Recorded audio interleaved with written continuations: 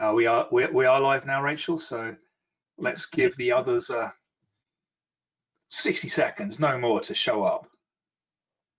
So where are you based, Rachel? Where do you live? Central Brighton. So I'm in our office at the moment, Site Visibility's office. It's nice and quiet. Okay. Yeah, that's off the North Road, and then my house is literally 10 minutes walk away, which is bliss. It's very good. When cool. Actually working in the office, it's bliss. My office I've permanently relocated from London to my shed now. Oh really? Oh, I love your shed setup. We're looking to buy our next house, and we're looking to find somewhere with a nice big garden so I can make a shed mini cinema in the back garden. So I'm taking in the background right now. Yeah, it's I'll give you an offline tour afterwards. Yeah, yeah, do, yeah. I need to think of how I can waterproof it and get a projector in there and some nice comfy seats. Then I'll never have to go to public cinema again.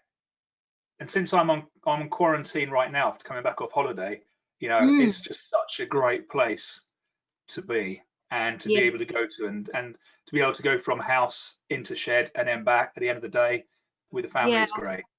It's about being because you can remove yourself from work if you have like a space like that, can't you? You can go and work somewhere, and then it feels like you're commuting back to home and family time and all of that stuff, and it keeps that separation. Absolutely critical. So okay, so a minute past now. We've got a bunch of people joined already. So without further ado, welcome to another episode of Working from Home with me, Jon Earnshaw, the Chief Product Evangelist at Datametrics, as usual, presenting in my shed. And today we've got a slightly different format. We've got a special guest. I'm really excited to say is going to be taking us through a fantastic presentation all about clever keyword research. And now more than ever is a time to be getting into this.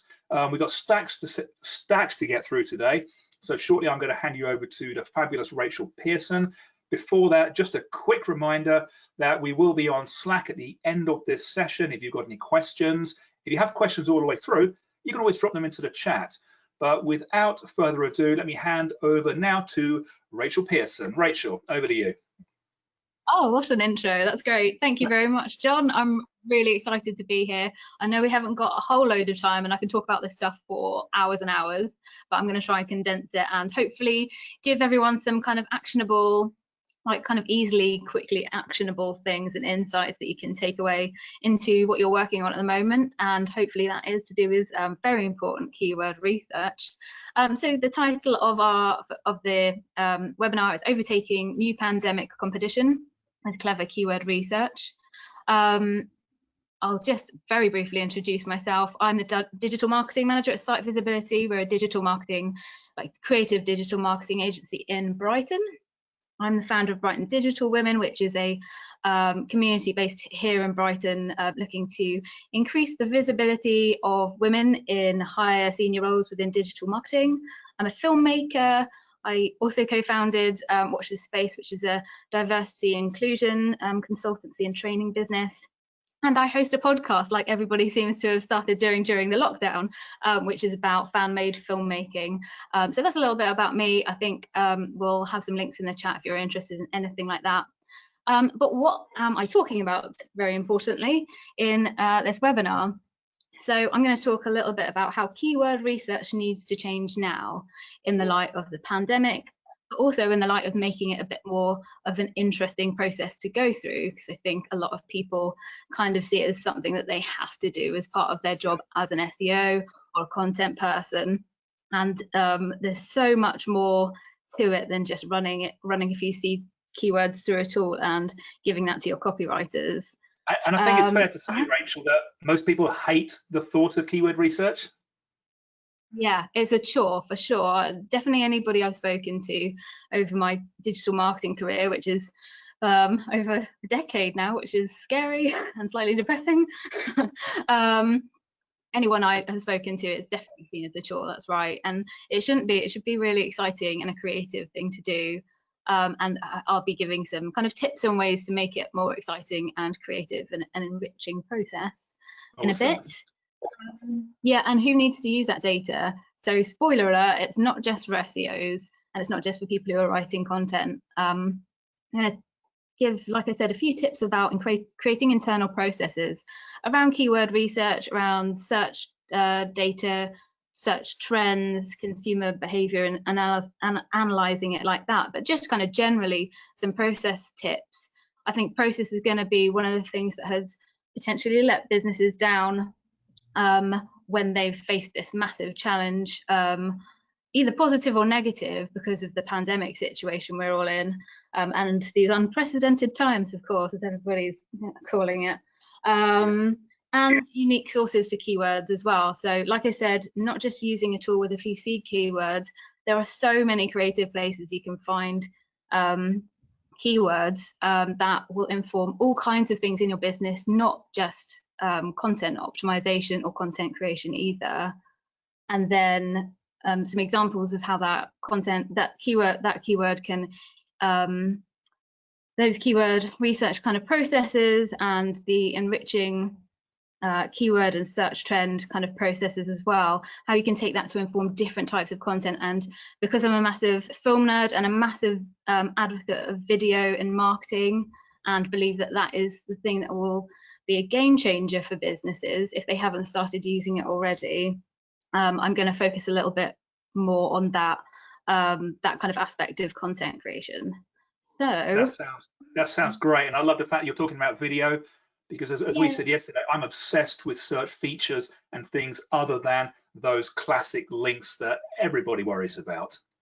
Yeah, exactly. And a lot of so a lot of what I'm going to talk about has come out of the incredible findings from Datametrics search demand report, which I think came out last week or the week before, definitely in the last couple of weeks, which you can go and download. There's a link at the bottom. I'm sure there'll be a link in the chat as well if you want to go and download that. I highly recommend it. It's definitely informed a lot of what we'll be talking about in this session.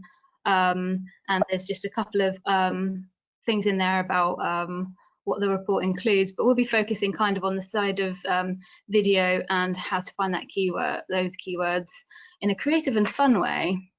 Cool. So why does all of this matter? Why are we kind of talking about this now? So it'll have escaped no one's attention that we've gone through a massive world-changing, world-altering event that is continuing, and the fallout of that is continuing. God forbid it could potentially get worse in areas of the world, it could not, but we really need to talk about keyword research and search trend data now, and keep it so at the forefront of what we're doing as marketers, because that's incredible insight into the human psyche of our audiences now. So what their new problems are because of coronavirus, and you can go off on you can get incredible amounts of insight at that kind of macro level, like what's included in the search demand report, in order to re-strategize, which I think a lot of businesses are probably attempting to do now. Typically a change in strategy is triggered by something quite big like this, or a new competitor entering the market. This is a kind of classic situation where a lot of businesses, either clients you work with, or if you're in-house, your business will be kind of thinking how to change strategy in the light of all of this. But one fact is true and universal, and it hasn't changed because of coronavirus, and it won't change because of anything else. And that's because as marketers, we should always be having our audience and those consumers and those customers at the forefront of everything that we do. And just because their concerns and problems and issues and interests have changed doesn't mean that we should be re-evaluating kind of our approach to everything. If you're coming to this webinar thinking what tips can I get, that's great, and I'll hopefully give you some tips. But if you're only just thinking about kind of putting processes in place and accessing this kind of data now, it's likely that you're already slightly behind where your competitors have been, because your competitors, hopefully, if they're good, they will have been doing this stuff already. Yeah, I'm so glad you say that, because it's something I always say, people get sick of it, get inside the mind of your customer, What are they looking for? What questions are they asking? What are they thinking? What's on their mind? It's so essential. Yeah, definitely. So audience first, everything. Every kind of decision that you make about anything, how is that going to impact your audience? How is it going to engage, attract, motivate, convert them? How are you going to be helpful to them? So what does that mean for keyword research? So like we mentioned at the kind of top of the webinar, keyword research is generally seen as a chore, a bit of an unsexy thing that we have to do as marketers in the marketing team. It's seen as a necessity that we do to judge maybe the scale of opportunity and inform content strategy. But that's such a narrow view of what keyword research and search trend data can give us. It's so much more powerful, and there's so much more potential for it to be used to strengthen your entire business. And it's us typically as SEOs, sometimes content people and PR people who run keyword research. We're the wielders and gatekeepers of this data. And usually it's just kept within our team, our marketing team, and sometimes shared with other parts of the marketing team, like paid marketers will do their own keyword research. But from a strategy point of view, and from a business strengthening point of view, and to set yourself apart from a lot of other businesses that are kind of struggling and other competitors that you're obviously competing against, it's really vital that people start to look at how they can enrich their keyword research, make it much more strategic, and make it much more business wide. So yeah, and on that subject of business wide, again, that's something that we at Pi are obsessed with, getting search data and you said it, keyword data outside of that swim lane and giving that insight to the rest of the business. But you know, you have to dress it up sometimes, don't you? You have to deliver that in a format so it makes sense to them rather than just raw data. 100%. You can't just send your ops team or your sales team or your telesales team or your customer service team they might not even really know what keywords are or marketing strategy. It's not their job to really. So you need to understand, you can't just send them a prioritized spreadsheet with a lot of data they'll never understand in it. You have to have, I mean, I bang on about this quite a lot generally, but there has to be so much more compassion for each other generally, but also in businesses. You have to kind of see things from other people's point of view. And you also have to make a compelling, not argument, that sounds quite negative, but you have to make a compelling case as to why they should care about this data and how it can actually help them in their role and bring all of those teams together as well. So yeah, massively agree with that point. So I've got a few tips here on how to enrich your keyword research. Like I said, it should be fun. It should be an incredibly creative process to go through, because the scope of it is so vast, and we need to get beyond the kind of the annoyed aspect of, you know, punching in some seed keywords and looking at things like volume. So you have to think beyond the words of a page, and I'll talk about this in a bit, but content isn't just words on a page. Keyword research can inform all sorts of content, like video, podcasts, audio, all kinds of things, but it also can inform your offline marketing as well. So don't just think about delivering a spreadsheet to a copywriter to enhance copy on a page, optimize copy on a page. Pair with trend data. This is something people do more often that I've seen. I mean, it's really helpful, and there's a lot of analysis of that particular kind of aspect in the search report by you guys. I highly recommend downloading that, because it really does open your mind to it's just really fascinating data to look at as well, in terms of assessing the trends and what's been happening in the world. Obviously the pandemic is one thing, but then you can look at, you know, news, all kinds of things going on around the world and how that affects search behavior. It's really fascinating. And I think if you've been in marketing for a long time, looking at that kind of data and thinking about creatively what it means and what you can use it for kind of reignites your excitement about what you do. So yeah, that's right. really important. absolutely right about excitement. You mentioned that before. This is exciting. This is, it's detective work, and looking at those trends can sometimes, open your eyes to things that you hadn't thought of before. So by not bringing in all these different data points, you're really missing out, and it is exciting. You're right. I love that, being a detective. That's a great analogy, because basically we should all be like keyword Columbos, just one more thing, and always asking one more thing. What does this, and then really, really, really important. I mean, I think all my points are important, but this is particularly important. Ask yourself if your brand really is the best option for the search engine results in relation to certain keywords. I've got a little bit of data from Datametrics later on about this in particular, but you will frustrate your potential customers or users if you are really going after vanity keywords.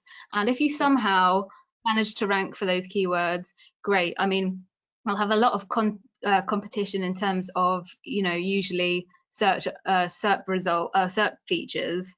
But also, if you do manage to rank in that position, in a high position, and customers come through to you and get frustrated that you weren't the best option, it's not what they were looking for. I mean, Google's very clever. That shouldn't really happen. So in the other side of things, if you do put a lot of effort into trying to rank for vanity keywords that have a very attractive and seductive search volume that you think you can access, you're going to be wasting so much of your precious time a lot of us don't have at the moment, or ever, as marketers. We're always busy, and time is money, so you're wasting money and time as well. And worst case scenario, you're frustrating potential customers and putting them off you. So that's, keep that in mind for sure. And a very key one for the pandemic, and thinking about how your competitors are changing their approach during the pandemic and the fallout. It is a different world now. We're not going to go back to normal. I'm not going to use the phrase everyone's going, but it's a very different world now. So you have to think about how terminology may have adapted or evolved during the pandemic, how it could potentially adapt and evolve even further. A really interesting point, Scott, who's the SiteViz MD, and Sophie did a podcast together last week, and one of the really important key points that they kind of found that interested me was the change in terminology around certain products. So they're very confused about why the term tech watch had seen a massive increase in search volume and in the search trend.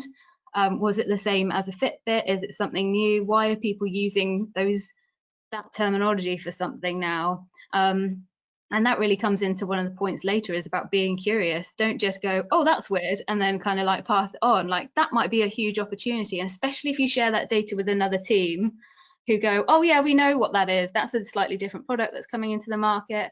That's a massive opportunity and a massive risk, that if you don't share that data and if you don't ask questions about it, you're going to miss out on, and that could be a serious issue, really. Yeah, absolutely. I remember I was talking to Alison Lowe from Vogue 2 or 3 weeks ago, and she was talking about face masks, and obviously, they used to be on page 1 for different types of face masks that you wear to make your face more radiant or whatever. But now it's totally changed, and it's an inaccessible keyword. So time to move away. Not even derivatives work. Time to just step back from that.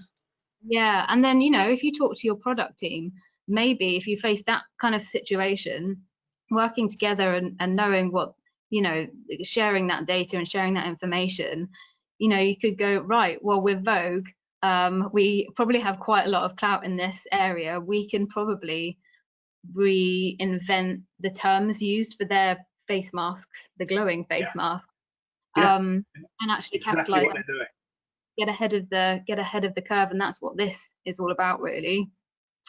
And then again, what could other teams in your business learn from your keyword data and any recent changes in search demand? That's a question just to ask yourself every time you run through keyword research. And people are keen to get through keyword research really quickly, because I think they find it a chore, and there can be a lot of pushback, I think, sometimes specifically agency side, where time is money. literally, about how long something might take, how many hours that you give an SEO or a content person to run keyword research. This is all a massive case for you to take to those people who dole out hours and time and resourcing time to say keyword research should take much longer, because there's so much wealth from it. But then you need to build, I think, before you even start keyword research, a kind of scope for yourself, because it can be like a black hole, like when you get on Wikipedia and you look up and you've suddenly been there for like an hour and a half just going down rabbit holes with that. Keyword research can be like that, so it's really important to have what's my objective here, like what are the key challenges that I'm trying to address. That kind of stuff is really important to set the scope. What does keyword data tell you about your audience's new needs and interests? A lot of people will be on furlough and have had months not working. A lot of them have done various different things. A lot of people now have new interests. Kind of anecdotally, I know a lot of people have explored completely different career paths and retrained in areas because they've had 2, 3, maybe 4 months of furlough time, and they're not sure if their job's massively secure. So it's just thinking in this way, like, again, with the human people in mind, always. They're not just numbers, so that's really important. And then apart from Google, what other platforms should what other platforms should you be running keyword research for? Obviously Google's important. I'm not going to deny that, because I think they're probably listening in some way, creepily. But YouTube, yes, owned by Google. But what about things like Reddit, forums, things like that? That's a great source for seed keywords and keyword research. But other platforms, do you work with international companies? They'll have all kinds of different platforms than what we use in the UK. So yeah, just making a list of other platforms, but just keeping the fact that what you're doing in terms of keyword research might not be for the Google side of things all the time, and saying maybe it shouldn't be, and you can include that in your scope of work before you start. What platforms am I doing this for? And that might change. By the end of your keyword research process, you might realize, actually all of this data is going to be really helpful for informing video content, or it's a learning process. Every keyword research project you do is a massive learning process for you, and you always find out something new, and that's why it's exciting. So it should be exciting. And what does the change in search data mean for your marketing strategy and business objectives? Like I said, things trigger a strategy change. It's really important to stay within the bounds of what you've agreed as a strategy, either with the client or with your internal business if you're working in-house. Does the change in search data, like it does for Vogue and the face masks, is another great example of that. And do you need to reassess how you measure success against that strategy as well? You can't necessarily keep the same metrics for success as you had before, because maybe revenue's massively dropped and it's going to be impossible to get that back, because travel's going to have to have reassessed a lot of how they measure success for the next few months, or maybe the next few years. And then my last point, which I'll just elaborate on a little bit more, is sharing it with everybody. All of this data, share it with everybody. Keyword data needs to be used as business intelligence. It's not just for your SEO team, it's not just for your content team, it's not just for your marketing team. And if you take anything away from what I'm saying very quickly, it's use it as business intelligence. Have compassion for the people that you're sharing it with. They don't understand it. Don't be patronizing, obviously, but you're the marketing team, and it is your responsibility, I think, morally and ethically, to share that data, because it's going to strengthen your business.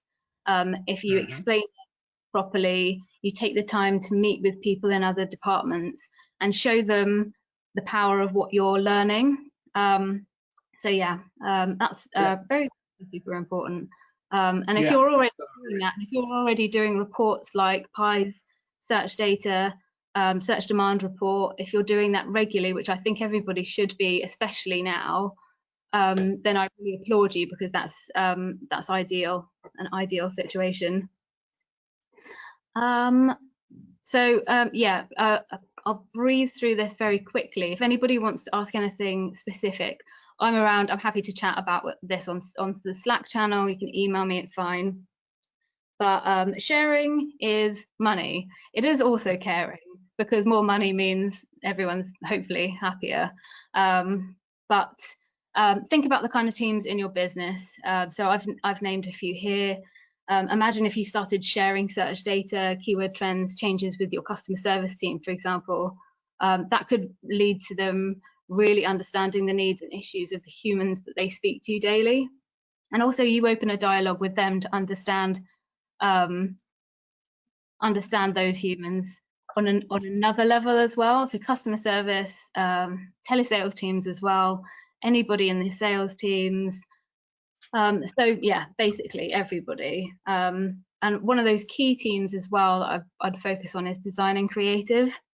Providing them with this data as well is going to really help inform how you reach those human searchers kind of emotionally as well. So you're working in tandem with design and creative teams and helping inform their, how you represent your company or a project or a product or a service. I think it's really important, to share with everybody. So I think I've made that point now. Yeah, and I so agree.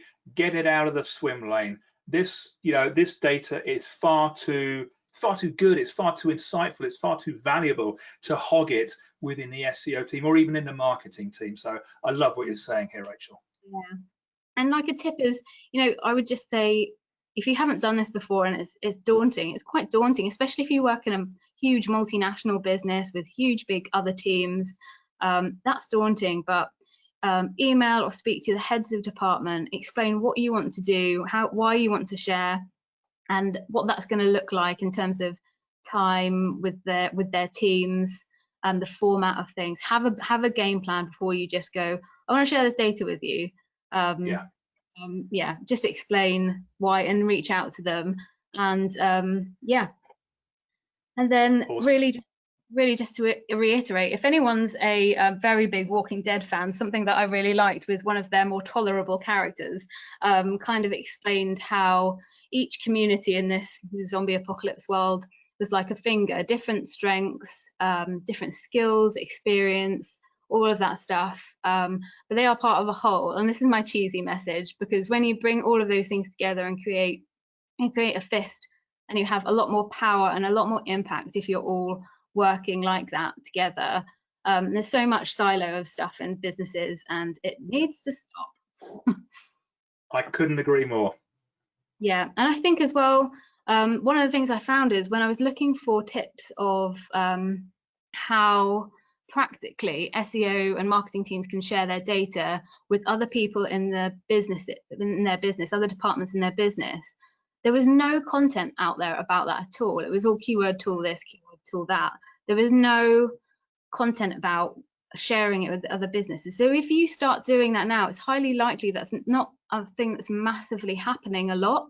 So that's one thing that could help you get ahead of your competitors if you actively start sharing that data with everybody and becoming that fist. So yeah, I'll move on from the fist analogy to just very. This is great. We are running slightly short, but you got. Yeah, it doesn't matter we run over slightly because this information is amazing, Rachel. So it's great.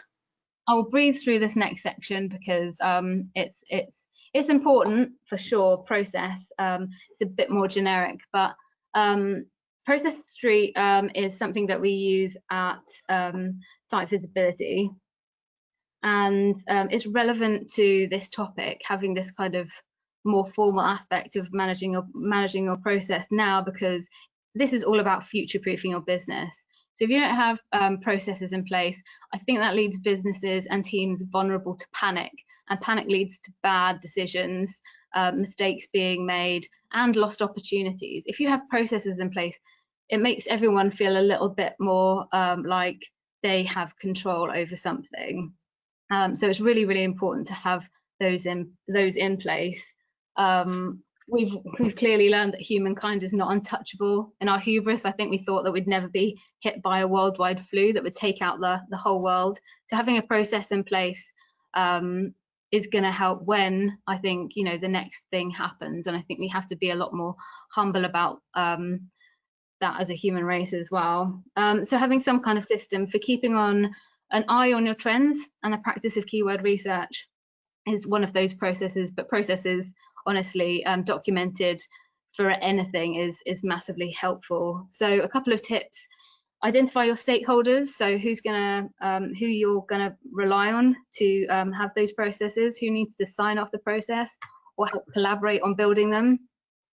Work through the process first yourself and note down everything that you do as part of that process. Go at a high level first and then start to get more granular, and use a tool for documenting all of those processes, and don't be held to them. They will evolve as well as you run through them and find the cracks in them and reiterate, have further iterations of those. So these are a couple of the tools. Like I said, we use Process Street. It's very granular and it's great. A couple of the others are things Scott, my MD, has used before and recommends. Some of them are a bit more project management based, like Asana.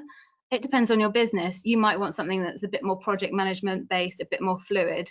That's just something that you're going to have to explore with your whole business, not just your team. And then moving really quickly on to getting creative with keyword research sources. So obviously we're talking a lot about SERPs and how they take up, you know, a lot of space, especially on mobile now. SiteViz recently released you can find it on our resources page on the website, a keyword sources guide, and essentially everything you need to know about keyword sources and creative keyword sources is in there. But you can find all sorts of keyword research sources. That's very hard to say. From competitor marketing, current affairs, related searches people also ask, and also weirder ones like Amazon questions, Reddit ask me anythings. Forums are places where your audience are literally speaking to each other online, and that is a massively helpful source for getting a seed list together or a very specific kind of list of keywords as well. Also reviews, so anything on Google, FIFO, Trustpilot, Amazon. Amazon also has a people also bought, so you can kind of get a sense of the scope of things people are buying at a certain time in terms of that consumer data. And that all of that data really informs kind of going after that SERP feature space, which is probably should be one of the highest priorities for any SEO teams now, I think. What do you think, John? I think it's really super important. Absolutely agree. I mean, for me, those features are so critical. And, you know, time after time, you know, I've asked guests, what do your clients think about? They're not even asking the question. People are burying their heads in the sand when we have this really rich feature layer at the top of the SERPs. That provides opportunity, provides doorways into your ecosystem, you know, and people are much more likely to go in through the features than they are through what's starting to look like, you know, regular boring blue links. So absolutely agree with you, features. Yeah, and you can attract people's attention visually so much easier by accessing those features, you know, things like video listing, recipe cards, even knowledge panel information like optimized for your brand for a topic. It just is much more, we kind of become blind as human beings to things that we see regularly, I think. So yeah. If you're getting in that video carousel with, you know, something really relevant, I think you're going to capture that brand visibility a lot easier. especially with mobile search as well, because with mobile search, you know, the classic links are nowhere to be seen. It's all about features where they're present. Yeah, exactly. So it ain't all about the copy, like I said. There's so much other content that you can create, and some of it's easier and cheaper than others, some of it's more expensive. And there's preconceptions about both of those things.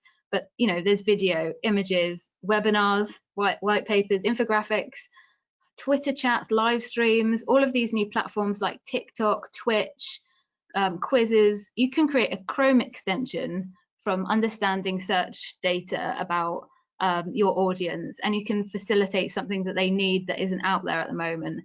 This is all content. This is all stuff that keyword research, keyword data, and search demand data all can inform. So we've got to be much more creative about how we go about the keyword research process, but also then what the output of that is, and be clever about it. Because if your competitors are doing this, then they, you know, especially if your competitors are creating, you know, video content that gets in the video carousel, you're just not going to be seen. So yeah, it's not all about the copy. This is Right. If we had more time, I'd love to pick your brains on your approach to keyword research within. People also ask to then use that for the creation of content for answer cards, but maybe we'll do that another time. Yeah, definitely. Yeah, this is just a quick example about one of your clients, John, isn't it?